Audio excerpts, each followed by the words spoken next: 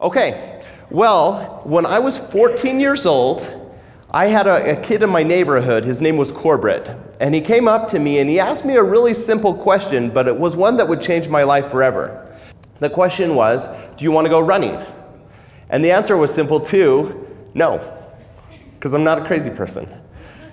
Crazy people, I knew this truth. Crazy people go running, normal people play video games, and I'm a normal person, so the answer in my mind was no, but the answer that came out of my mouth was, sure, let's go running. Now, I said yes to Corbett not because I wanted to go running. I would never on purpose put my body through pain and torture, but I told him that I would go running because I heard the question a little differently. The question to me wasn't, do you actually want to go running? The question that I heard was, do you want to do something that maybe is uncomfortable and unpleasant, that's just short, so that you can get something that you really want in the long term? So the way I heard it was, do you want to spend time with me? And did I want to have a friend? Absolutely. And so I said yes. Now I said yes and I committed to running with Corbett before I really knew what I was getting myself into. As soon as I committed, then he started telling me the details. He said, okay, I'll pick you up around 5. He meant 5 o'clock in the morning. And I was not excited about that. I did not like mornings. But the next morning, I hit my alarm clock, I rolled out of bed, and everything's dark, and I went out and I went running with Corbett. And I went farther than I've ever run before in my life. I made it a whole 2 blocks. And then I was out of breath, and I said, wait, and he had to slow down, and I had to catch my breath, and then we kept running, and we went a little further. But that is how my life as a runner started. Corbett invited me to go running with him, and pretty soon I was entering races, and when I got into high school, I joined the cross-country team, and I didn't love running. In fact, running was really painful and torturous for me, but I loved being around runners. Runners were really good people, and they were supportive, and they encouraged me. But I felt the way that other people feel about running. Running is not fun. And this is how I felt about cross-country when I was in it in high school. It was punishment. But the price of admission was worth it. I got to be friends with a lot of really, really cool people. And so I became a runner. Now, I'm grateful that I became a runner because right now in the United States, we're going through a health crisis. And this was even before the coronavirus. There's an obesity epidemic going on right now in our country. 3 out of every 4 adults is either overweight or obese. Almost 40% of all adults in America are obese right now. And it's because over a long period of time, we've been gaining weight as a culture. Now, as you get older, you guys are lucky because when you're young, you have a really high metabolism, you can burn a lot of calories, and you can eat a lot of food, and it doesn't make a huge impact on your body. But as you get older, that metabolism slows down. That means that you're going to burn less calories. And also, as people get older, they usually become less physically active. And so what that means is they're going to lose muscle mass, and they're not burning as much calories. So the average adult after the age of 30 gains between 1/2 pound and 1.5 pounds every year. And that's just natural weight that you put on. So you're going to weigh more the older you get. But on top of that, in our country, the average American has put on an additional 25 pounds. So in the last 50 years, Americans are 25 pounds heavier than they used to be 50 years ago.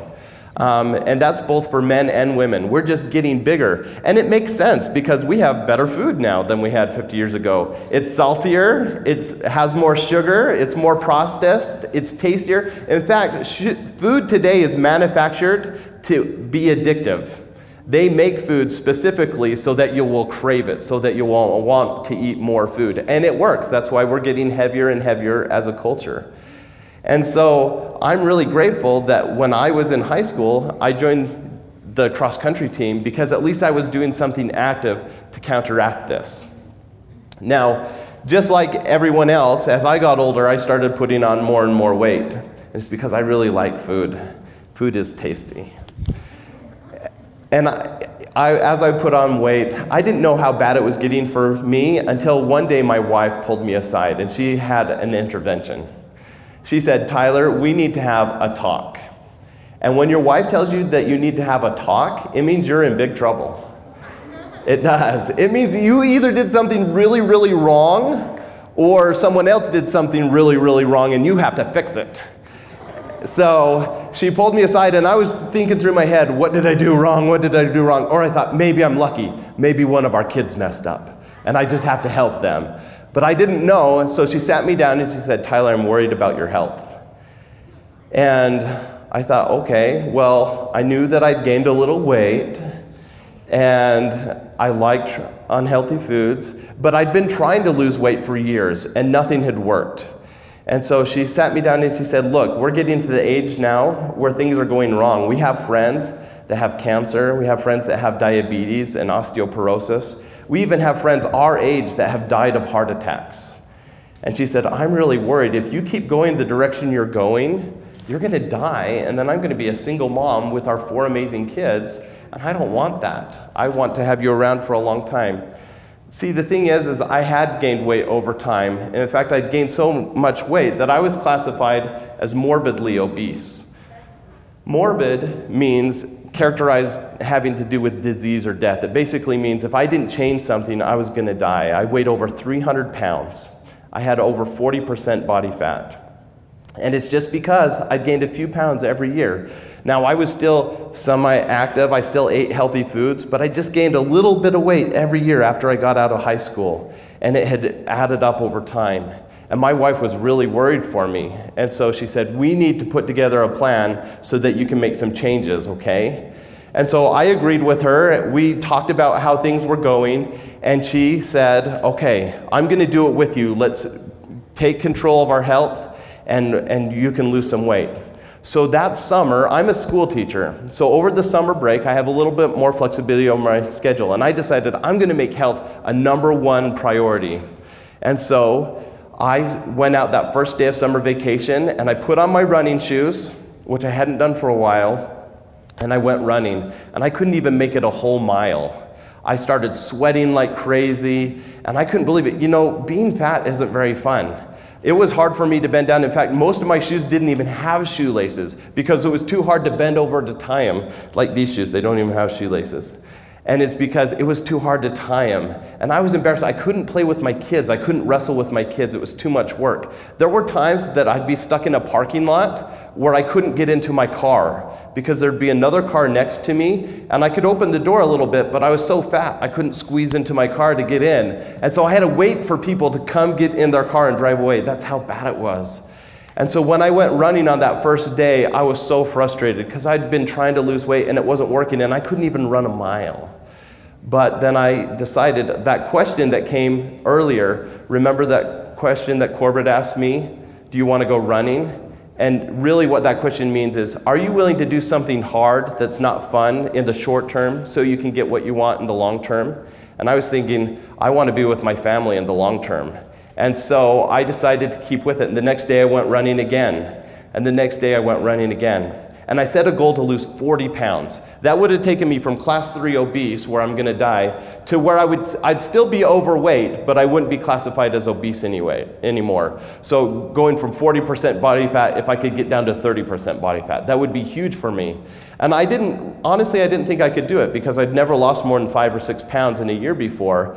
But I made health my #1 priority that summer, and I kept going running, and I changed my diet. I started drinking that stuff that doesn't have any calories or flavor. It's called water. I started drinking that, and I ate some of those green things. They're called vegetables.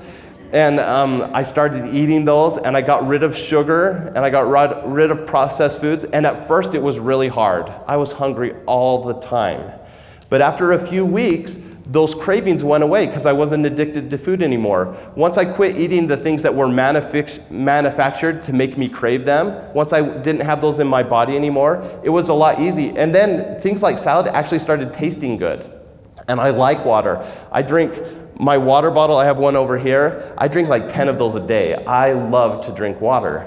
But it started changing. And by the end of the summer, I had lost 40 pounds. And then I lost 50 pounds, and I thought, if I can lose 50 pounds, why not more? By the end of the year, I'd lost 103 pounds.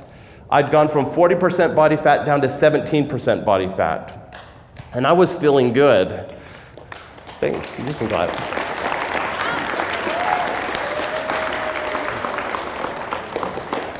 what I found is there are a few myths about exercise that didn't apply to me anymore. The first one is that it's too hard. And I'll be honest, at first, exercise for me was really hard. It was uncomfortable. I didn't like it. But the more I did it, the easier I got. In fact, by the end of that first year, I ran a marathon.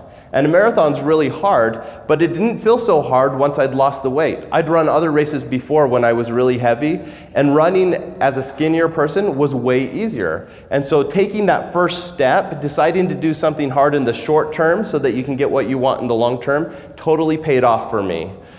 The next one is I thought it would cost too much money to be healthy. Having healthy foods is expensive, good produce, good meats and things like that. Exercise equipment and gym memberships, that all costs money. And all my life I thought, I can't afford to be healthy. And so I thought, well, I'll just die fat and happy because that's what I can afford. But the truth is, once I got rid of snack foods and once I got rid of junk foods from my diet, I looked at my grocery bill at the end of the year, I pulled up my budget, and I saved over $2,000 in 1 year. So I put that money into exercise equipment. I bought myself a bicycle. I bought myself a weight set. It even paid for me, part of it for me and my wife to go on a cruise. And while I was on the cruise, I lost weight because I had more money, I had more energy. And that's this last part. I don't have enough time and energy. When I started losing weight, I started sleeping better. So when I was awake, I had more energy to do things. And that meant I got things done quicker and I had more time. So as I started living a healthier lifestyle, I had more time to spend with my children. I had more time with my students and to prepare to teach. It was amazing how my productivity increased because I was living a healthy lifestyle.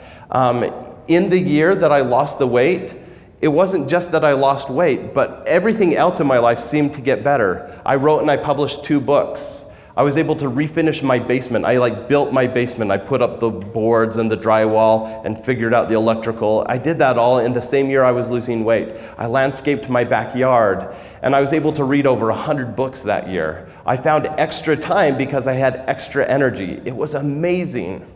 But then this question came back to me, do you want to go running? Are you ready to do another thing that's hard in the short term so you can get what you want in the long term? I started thinking about my students, about people like you, and how can I help share my message with you?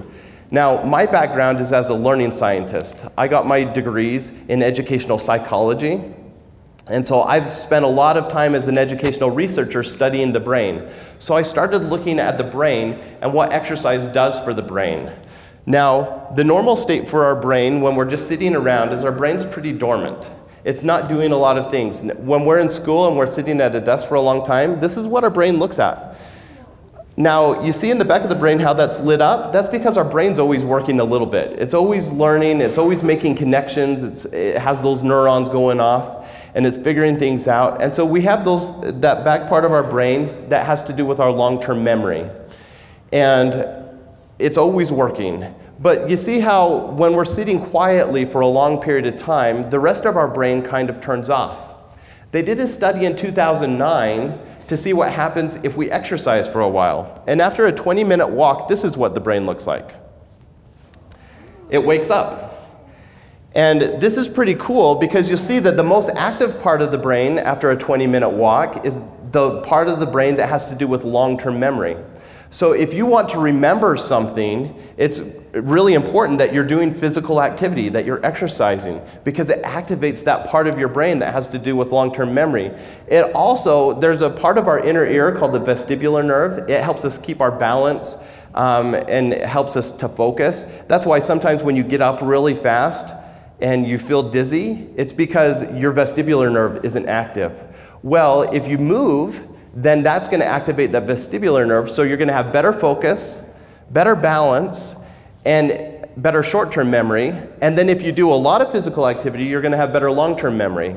Well, I started thinking, well, what does that mean for my class at school? I thought, I need to start moving up more with my students. So I started going, just like you guys, you'll go to PE and stuff. I started going with my students to PE so I could have PE with my students. And when it was lunch recess, I started going out with my students to lunch recess so that I could have that benefit for me. I wanted my brain to be active. And so I started spending time doing more active things with my students in the classroom. Now, over the last few years, there's been this thing, maybe your teachers have heard of it, it's called brain breaks. And brain breaks, the idea behind brain breaks is we work so hard in school and we're thinking so hard all the time, our brains just need a rest every once in a while. And so to rest, we'll take a break from our academic studies and we'll take a few minutes just to do something fun, to do some physical activity. It might be dancing, it might be playing a game like Four Corners or Mannequin or something like that. And we're just playing a game for a few minutes, and it gives our brain time to rest. Well, as we can see, if we're doing something physical, our brain's not resting. It's the opposite of a brain break. We should be calling them brain boosts. Because if we do something physical during our school day, it's going to activate our brain. It's going to make us more likely to learn things and to retain that for the long time. Now, I was nervous about this, I'll be honest, because as a teacher, I want my students to do really well on their tests. And if I start playing games all the time and doing physical activities during school, that's going to take away from time to prepare for tests. So I decided to do an experiment. We start our school day with math. Math is our first subject. And so I decided after math, I'm going to start doing some brain boosts. And so after math, I would put on a video, a Just Dance video, and we would all get up out of our desks and we would dance for 5 minutes. And then I told my students, because I knew they'd be crazy if I just let them dance, I said, if you want to keep doing fun stuff like this, as soon as we're done with the dance, you need to get right back in your desk so we can start our next subject. And do you think they wanted to do something fun all the time? Yeah, so they immediately got back in their seats. And I started doing that every day. I started either doing a Just Dance, or we'd play a game, we'd do something fun. And my students loved it. They're like, this is the best way to end math, is to do something fun every day. And they were so good about it, they'd get back in their seats, that the transition from math to social studies or science was smoother after doing an activity than it had been before. It was amazing. And so we were having more fun as a class, we were getting physical activity, and we were transitioning more smoothly, which saved us time. Well, the coolest part of this is their test scores started going up. So even though we had less instructional time, my students started remembering things better, and they started doing better on their tests. So I started incorporating brain boosts throughout the day. At the end of the day, we did other brain boosts, where in the middle of our language arts, we'd play another game, or maybe sometimes we'd just do jumping jacks for 2 minutes and see how many we could do. And we tried different things. And my students loved it, and they were learning better, and their test scores kept going up. So I started sharing that message with other teachers, and they started doing it, and they saw that their test scores went up. So I got so excited about these brain boosts. And I hope that you guys will try it out in your classrooms, because you'll find that your brain is going to be more active, you're going to be more productive, and you're going to learn things better. Now, just to wrap up here, recently I was training for a race. I had done a marathon and I wanted to do something even harder, so I was training for a double marathon, more than 50 miles, and it would go all night long. And so I had a training schedule and I was preparing for it, and I love running. Even though running is still painful for me, I don't like it. I actually have a foot condition, so if I run for more than a few miles, it feels like needles are shooting up through my feet. It's really painful. But I still do it because that's when I get my best ideas. That's when I have a brain boost. When I go running, I get really good ideas, and that's how I'm able to accomplish so much. And so I still run all the time. And I had this really strict training schedule. But then a 14-year-old came up to me, and he asked me that same question. Do you want to go running? And I thought, no, I don't want to run with you, because I have my schedule, I want to stick to it. I like to listen to books on tape and to podcasts, and I didn't want to ruin that. But when your 14-year-old son asks you, Dad, do you want to spend time with me? The answer to that question is yes, absolutely yes, every time yes. Thank you.